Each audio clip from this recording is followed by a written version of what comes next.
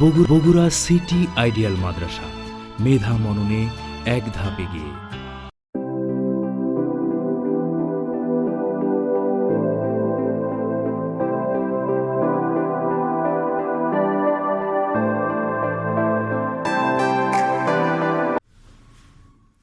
প্রিয় শিক্ষার্থীবৃন্দ, আসসালামু আলাইকুম রহমতুল্লাহ। আজকে আমরা ইউনিট 17 থেকে ক্লাস 7-এর একটি উল্লেখযোগ্য বিষয় আলোচনা করব, ভয়েস সম্পর্কে। তো আসো আমরা শিখি।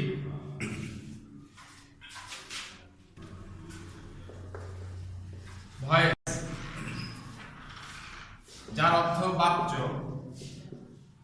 ভয়েস দুই প্রকার, যথা 1 নাম্বার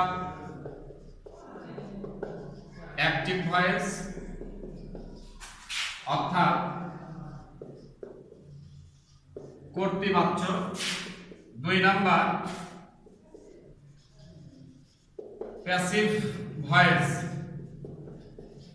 অর্থাৎ কর্মবাচ্য। অ্যাক্টিভ ভয়েস হলো কর্তৃবাচ্য, যেটা কর্তা দিয়ে শুরু হয়, সাবজেক্ট দিয়ে শুরু হয়।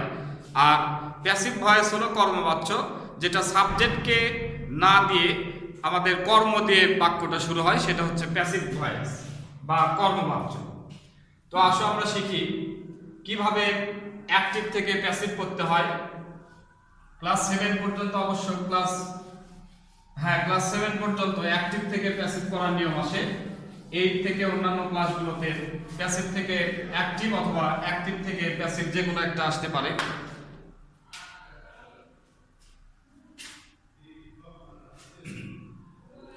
প্রথমত আমাদেরকে জানতে হবে সাবজেক্ট আর অবজেক্টের ব্যবহার।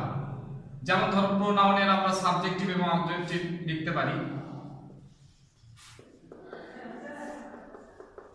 সাবজেক্টিভ এবং অবজেক্টিভ, সাবজেক্টিভ ফর্ম এবং অবজেক্টিভ ফর্ম অফ প্রোনাউন আর নাউন। যদি সাবজেক্টিভে উই থাকে তাহলে সেটা প্রোনাউনের আস হবে। সাবজেক্টিভে যদি আই থাকে প্রোনাউনের অবজেক্টিভে মি হবে। যদি ইউ থাকে সেকেন্ড পারসনের তাহলে অবজেক্টিভে ইউই হবে।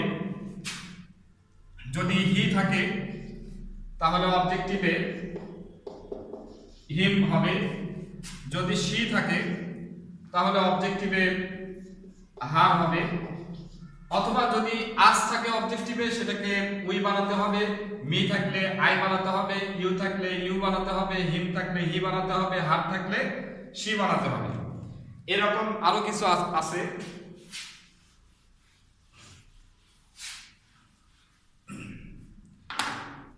আরো আছে দে থাকলে সমান সমান দে। তারপর ইট থাকলে আমাদের ইটি হয়, এরকম। আর যদি নাউন থাকে, যদি কোনো নাউন থাকে, নাউন সমান সমান নাউনই হয়, এর কোনো পরিবর্তন হবে না। তো এরপর আসি আমরা কিভাবে অ্যাক্টিভ থেকে প্যাসিভ করতে হয় সেই নিয়মগুলো শিখি।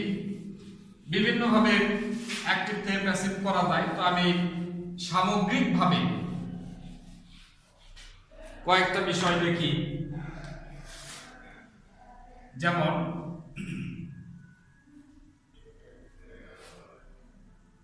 প্রেজেন্ট ইনডিফিনিট সম্পর্কে আগে আমরা জানি। প্রেজেন্ট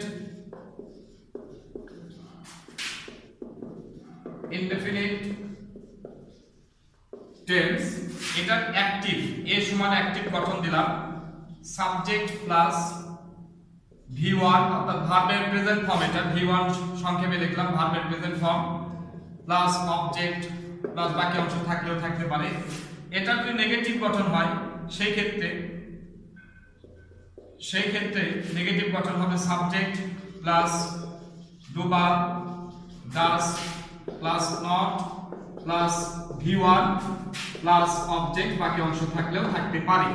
তো যখন আমরা অ্যাক্টিভ থেকে যখন আমরা প্যাসিভ করব প্রেজেন্ট ইনডেফিনিট টেন্সে, প্যাসিভ গঠনটা দেখে নাও। অবজেক্টকে আমাদের সাবজেক্ট করতে হবে, তো সেটা লিখলাম। অবজেক্টকে সংক্ষেপে লিখেছি ওবিজে, অবজেক্টকে সাবজেক্ট এসইউবি সাবজেক্ট সংক্ষেপে, প্লাস এম ইজ আর, যে কোনো একটা নিয়ম অনুযায়ী থার্ড পারসন সিঙ্গুলার নাম্বার হলে ইজ হয়, আই এর ক্ষেত্রে আর হয়, বাকি সব ক্ষেত্রে আর হয়। তো এম ইজ আর যে কোনো একটা, প্লাস সব ক্ষেত্রে প্যাসিভ করার সময় মূল ভার্বের সব সময় ভার্বের পাস্ট পার্টিসিপল হয়। তো আমরা প্রেজেন্ট ফর্মকে লিখেছি V1, পাস্ট ফর্মকে V2 এবং পাস্ট পার্টিসিপলের নাম দিলাম V3 সংক্ষেপে। তো V3 প্লাস আমাদের বাই প্লাস সাবজেক্টকে অবজেক্ট বানাতে হয়। এখন আসো উদাহরণ দিই কিছু, মিশে দিলাম, ভালো করে দেখে নাও।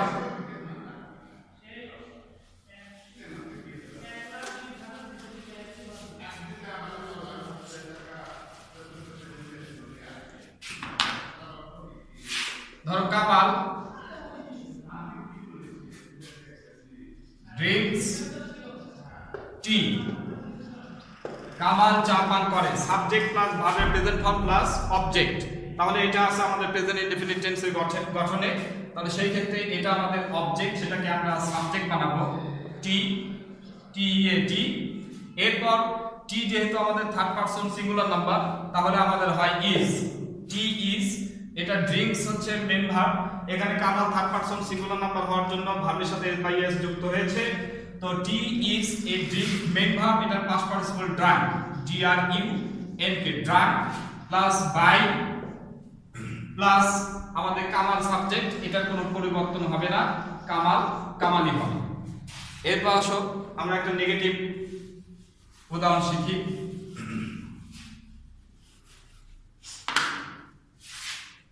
ধরো he does not play football, he does not play football, সে ফুটবল খেলে না। এটা আমাদের নেগেটিভ ফর্মে সাবজেক্ট প্লাস ডুবাডাস প্লাস নট প্লাস ভার্বের ওয়ান, অর্থাৎ ভার্বের প্রেজেন্ট ফর্ম প্লাস অবজেক্ট। তো কি খেলে না?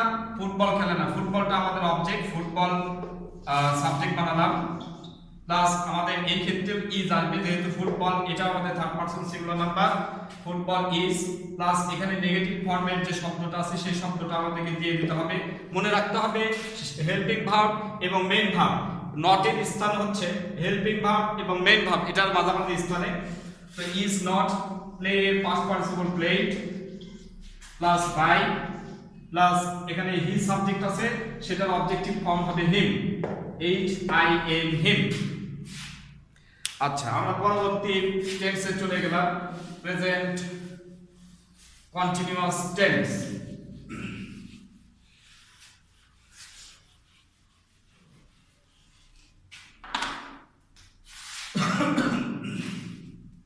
প্রেজেন্ট কন্টিনিউয়াস টেন্স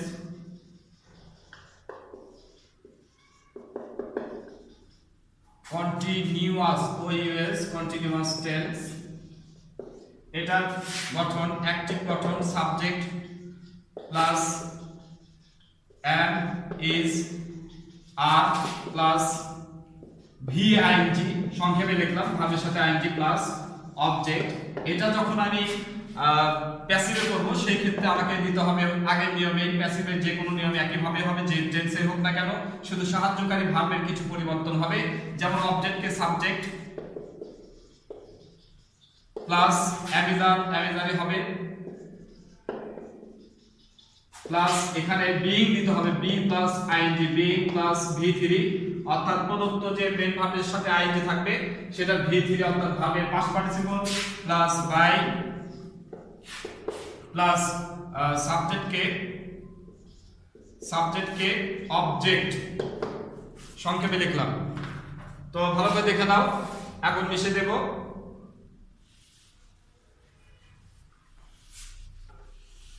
আমরা দুইটা উদাহরণ ব্যবহার করব এখানে, example is better than present. ধরো she is reading আ বুক, সে একটা বই পড়ছে। তাহলে সেই ক্ষেত্রে আমরা এটা পেয়ে গেলাম প্রেজেন্ট কন্টিনিউয়াস টেন্সে। কিভাবে? সাবজেক্ট প্লাস অ্যামিজার প্লাস ভার্বের সাথে আইএনজি প্লাস অবজেক্ট। তাহলে এটা অবশ্যই আমাদের প্রেজেন্ট কন্টিনিউয়াস টেন্সের গঠনে আছে। এটাকে আমরা প্যাসিভ করার সময় আমরা এ বুক কি পড়ছে, এ বুক, তাহলে এটা আমাদের অবজেক্ট, সেটা আমরা সাবজেক্ট বানালাম। এটা নাউন, বিধায় কোনো পরিবর্তন হলো না। এ বুক ইজ, ইজি হবে। ইজ আছে বলে যে এখানে ইজ দিলাম তা কিন্তু নয়। She third person singular number ছিল বিদায় ইজ দিয়েছি। এখানে এ বুক এটাও থার্ড পারসন সিঙ্গুলার নাম্বার বিদায় ইজ ব্যবহার হয়েছে। এটা যদি থার্ড পারসন অন্য কোনো নাম্বার প্লুরাল হতো অথবা আই হতো অথবা ইউ হতো, যে কোনো নাম্বারে হতো, তাহলে সেই ক্ষেত্রে আর হতো। তাহলে বুক ইজ বিং, গঠন অনুযায়ী আমাদের বিং হবে। বিং প্লাস এখানে ভার্ব হচ্ছে রিডিং, তার পাস্ট পার্টিসিপল রিড। রিডের সবগুলো একই form, read read read plus by plus এখানে আমাদের শি আছে, এটা অবজেক্টিভ ফর্ম হাব। আরেকটা উদাহরণ, একটা নেগেটিভ উদাহরণ দিই।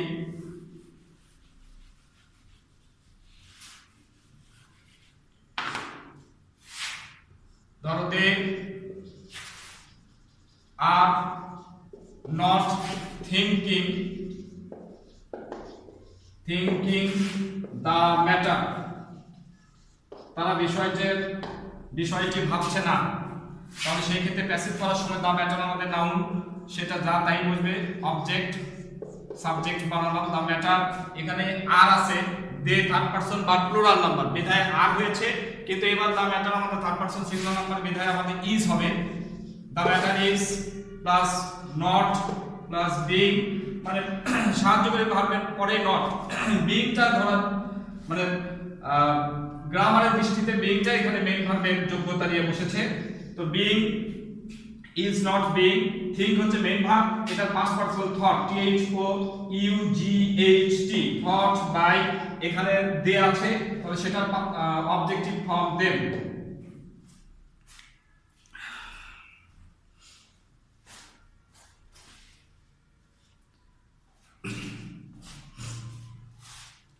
পরবর্তী টেন্সে আমরা প্রেজেন্ট পারফেক্ট টেন্সের গঠন। সাবজেক্ট প্লাস হ্যাভ বা has plus V3, present perfect tense. এটার গঠনটা খুব সহজ, অ্যাক্টিভ গঠন।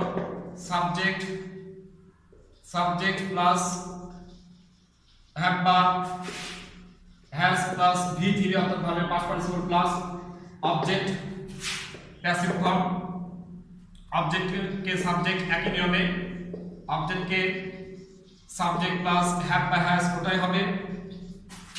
হ্যাভ বা has third person singular number হলে হ্যাজ, বাকি সব ক্ষেত্রে have plus been plus V3।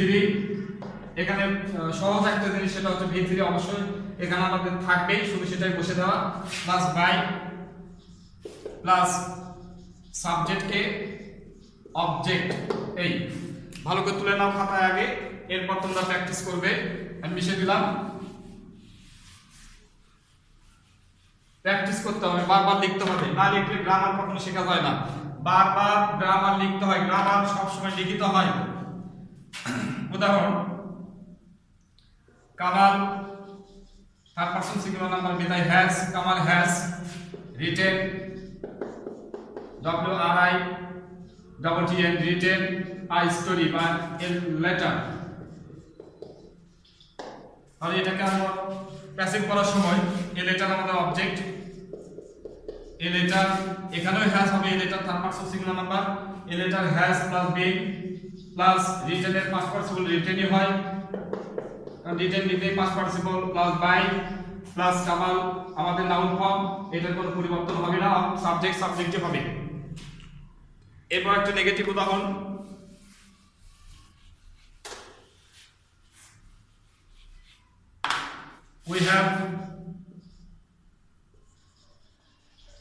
we have seen